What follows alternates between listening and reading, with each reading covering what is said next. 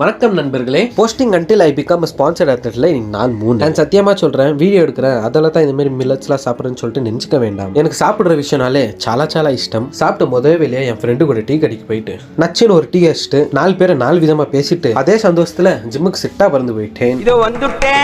இன்னைக்கு ஜிம்ல என்ன ஒர்க் அவுட் பண்ணலாம்னு சொல்லிட்டு ஒரே காம்ப்ளிகேஷன் ஆயிடுச்சு. சரி இன்னைக்கு பேக் ஒர்க் அவுட் பண்ணிக்கலாம்னு சொல்லிட்டு கன்ஃபர்மேஷன் பண்ணிக்கணும். அண்ட் பேக்கு தேவையான வார்ம் அப்லாம் முடிச்சுட்டு லேக் புல் டவுனுக்கு இறங்கிட்டேன். Which is 15 into 3 sets.